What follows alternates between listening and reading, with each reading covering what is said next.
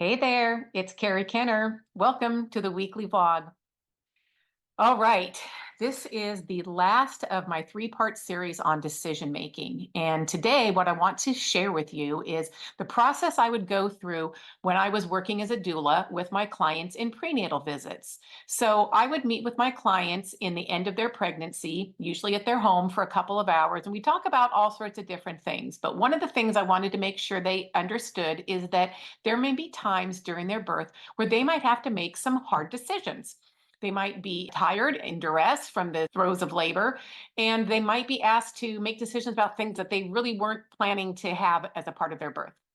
So, first, I would explain the brain process. I would tell them each of the steps in the acronym BRAIN so that they know that they would be asking questions about the benefits of something that would be recommended to them, the risks of that thing, alternatives to what was being recommended, tapping into their intuition, and choosing to do nothing or not now. So I would explain that process and then I would ask them, so who's going to be leading this discussion? And my pregnant client would often say, well, I am. And I'd say, but you're having contractions every 3 or 4 or 5 minutes. And they'd be like, oh, and look to their partner. So we would pretty quickly determine that the partner would be the one leading this discussion.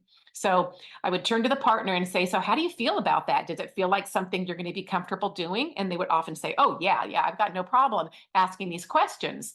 And I say, okay, so now I want you to imagine that you're asking these questions, the care provider is giving you answers, and now your client's having contraction.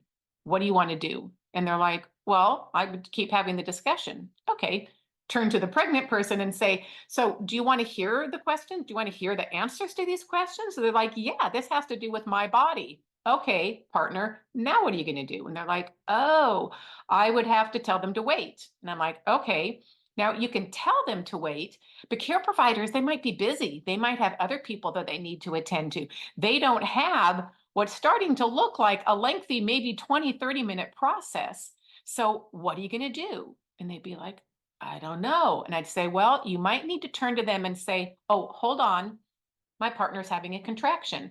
And then turn your body to your partner, do the thing you're doing to help them through contractions, and then turn back to the care provider and say, okay, we can listen now. Now, they might not like that. The care provider, like I said, might be in a hurry. They are used to more like telling people what they think they should do and people complying.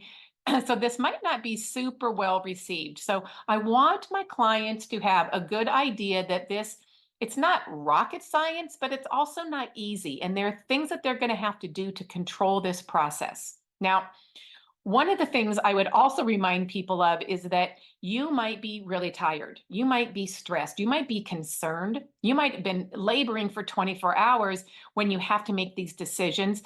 And you might want to just say, okay, doc, whatever you say, we'll do. But you can't. So if you start to act like, okay, you're recommending this, I guess we'll do it. I'm going to ask you, are there any questions that you have? And that's actually a cue that if you ever hear me ask you, are there any questions that you have? That means you should be asking questions right now. So I would explain the process, give people their cue so that if they weren't remembering they need to do this process, they would be reminded, and then gave them a good idea of what leading the process might be like. Then I would employ the Groupman spectrum, that thing that we talked about where you help people figure out if they're risk adverse or risk okay, if they're a naturalist or a technologist, if they're a minimalist or a maximalist, or if they are a doubter or a believer. And I referred to the brain process and now the Groupman spectrum. If you have any questions about these things and you missed last week's vlog, go back and watch it because it's going to explain what those things are. Once we had gone through those things and folks are starting to realize that, oh, this is a process that I kind of have to pay attention to, there's a lot of layers involved, then I would also show them how they can advocate for themselves once they've made a decision. I would encourage people to use, here's another acronym for you, the HEART model. Okay. The first one, the H, is for I hear you, care provider. I hear the thing that you're suggesting. And the E is for empathy. And I thank you for the care that you have for me and my baby. The A is for affirming or asserting yourself. But here's what I've chosen to do. The R is for reassuring. And if I change my mind, I will be sure and let you know. And the T is for, and thank you. Thank you for your support. So it's giving people this opportunity to say, I get what your recommendation is. I'm choosing not to honor it now. I appreciate your support, and I'll let you know if anything changes. Okay.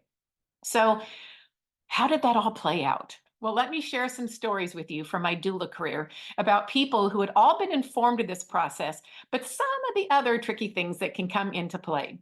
So, the first client story that I want to share with you is a client who was pregnant with twins. Now, around a lot of parts of the country, if somebody's pregnant with twins, it's an automatic cesarean. But where my client was going, that wasn't the case, that she was a candidate for a vaginal birth. Her first baby, the one that was going to be born first, was head down, but the second baby was breech. And again, across most parts of the country, a breech baby meant a automatic cesarean as well. But since her first baby was head down, and her second baby was smaller than the first baby, her doctor said, your first baby will probably pave the way. You're a candidate for a vaginal birth. But when she got to the hospital, that doctor wasn't on call. The doctor that was on call said, oh, we should do a cesarean. You've got twins. One of them is breech. We need to do a cesarean to keep things safe. And she was very good at advocating for herself. She said, I know the statistics. I've talked about this with my physician.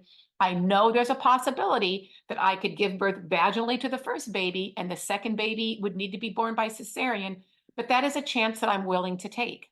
She was very articulate, very well informed. Within the next hour, 7 different physicians came in to tell her about the risks of having a vaginal birth. 7.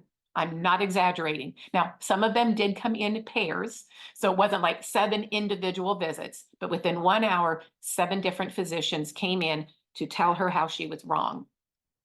By the way, she had a vaginal birth of both her babies. This next client, she was planning to have her baby at the hospital because that's the place she was more comfortable. She was a physician herself, and she spent most of her adult life in hospitals. Now, her family, they were home birth advocates. In fact, my client was born at home. They thought she was crazy to have her baby in the hospital. Her physician knew that her family were home birth advocates, and I guess her physician assumed that I was a home birth advocate too. But I'm an advocate for people having their baby where they want, how they want. That's what I'm there to support. But her doctor kind of didn't trust me. And when her birth wasn't going well, and her doctor started to bring up the idea of having a cesarean, there was a point in time where the doctor said, okay, I need to talk to my client and I need all of you guys to leave the room. That was me and her family out of the room. Okay, I have to acknowledge what the doctor wants unless my client asked otherwise, but she didn't. The client didn't ask me to stay, so I left. Now, normally this would be a 10-minute conversation, maybe 15 minutes. 30 minutes later, we're all outside wondering, what is this doctor saying? What are they doing? How is my client doing? They're still having contractions. Are they getting the support they need? It was really hard. Plus, I was also really hungry and my purse was inside. So I knocked on the door, stuck my head in, and the doctor said, we don't want you in here. We don't need you. And I said, I'm just coming in to get my purse so I can get myself some food. As I'm going to get my purse, I turned to my clients, you guys doing okay? Everything okay? And they're like, yeah. They weren't like super confident. They didn't look super happy, but I kind of didn't have a choice. I can't like elbow my way into the conversation. So I left again, got myself something from the snack machine, and waited outside in the hall. About 30 minutes later, the doctor opened the door and said, you can come in now. We're getting ready for a cesarean. And my worst fear is that my clients were now getting ready to go have a cesarean and they hadn't been prepared, because there's ways that I can help them prepare so that they have the best cesarean possible. I did what I could. My clients had a cesarean. It was okay, but they did not have positive memories of that experience. The next story I want to share is about a client who was having a great birth. Everything was going the way she wanted it to. She was having an unmedicated birth. It was going quite fast, a little bit too fast, because when it came time to push, she was overwhelmed. She couldn't quite kind of get into her groove. There was a lot of hustle and bustle in the room to get ready for this birth that was happening faster than people expected. A new doctor that she hadn't met came in and was going to be the one that was going to catch her baby. The nurse was trying to get the tray set up as well as coaching her on pushing. And then another nurse came into the room and was talking to the doctor about another patient. And there was just a lot going on. And my client turned to me and she said, "There's too many voices. Can you please tell them to be quiet? I don't know who to listen to." So I turned to the room and I said, "Shh, my client is trying to focus." Well, people kind of stopped talking. The nurse kept telling her what to do, and my client was still very disorganized. And so I just kept trying to get her to find her groove. And within about 10 minutes, she gave birth to her baby. And she was thrilled. Everything went well as far as she was concerned.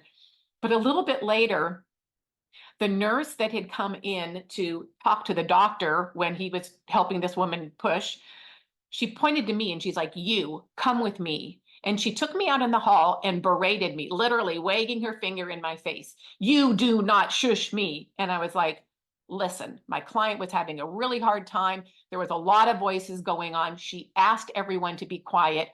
I just simply did what my client asked for." And she was like, "Well, we had medical things going on and you can't shush the medical staff."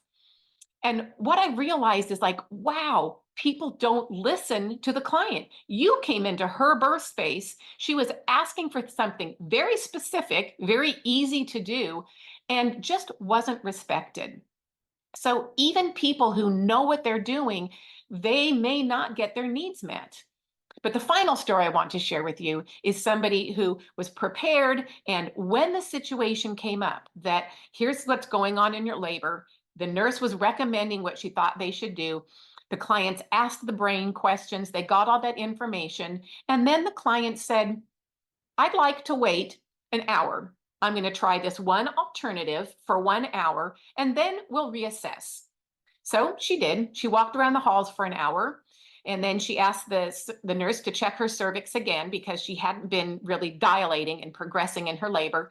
And when the nurse said, "Okay, your cervix is the same as it was an hour ago," then my client said, "Great, now I'm ready to do that intervention that you suggested."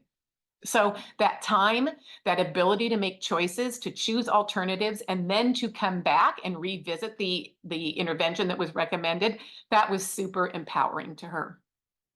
And what's so important about these stories is that how people are treated during labor has a big impact on how they experience their birth, what they remember about it, and what they think about themselves. When people aren't able to integrate that experience, they often will resort to different coping strategies, such as blaming. They might blame a doctor. They might say, "Why was that doctor so lenient? They should have intervened sooner." Or, "Why was that midwife so conservative? They should have let me do X, Y, and Z." They might blame their childbirth educator. "Why didn't they teach me about cesareans so I would have been prepared?" Or their doula. "You didn't come when I called or when I wanted you to," even though they might have, and they might have said, "Oh, we don't need you yet." They often blame themselves. "I should have known better. I should have known these things. I should have made a different choice." The thing is, when we're blaming, we're looking for something to pin that on because we can't quite accept it yet. Often the blame morphs over time until people are able to integrate that experience, understand the meaning that it made for them, and learn that lesson that I was talking about last week that is so important that comes out of challenging experiences. Bottom line is, if somebody is blaming others, it's usually a sign that they need help integrating that experience. If you're frustrated with the decisions that others made, I want you to remember the things that I've talked about in this 3-episode series on decision making. Decision making is messy, it's complex, it's very human. People do their best that they can in the moment, but they might need help cleaning it up afterwards. If you or somebody that you know is struggling with birth trauma, a story that doesn't make sense, or is a negative experience, I encourage you to look in the comments below at some of the resources that I have for you. I encourage you to find somebody who does birth story listening. It's a really beautiful process that helps people to make sense of their birth stories and develop new meanings so that whatever was a hard experience can become that heroic journey. And if you or somebody that you know struggles with memories from traumatic situations, find a therapist who specializes in memory reconsolidation so that you can take memories from traumatic experiences that may still be driving aspects of your life and put them into a larger context, overlay them with other things that you know to be as true or more true so that you can have more freedom to respond to things that are happening in the here and now and not be controlled by past traumas. I'm all about people having great experiences, having agency and autonomy in their lives, and being able to have good coping skills and resilience so that they can make the most out of this crazy, challenging life. I hope that this decision making process series has been helpful for you, has given you some insights to future decisions that you have to make, and that you can continue to support others. Thanks for listening. Bye.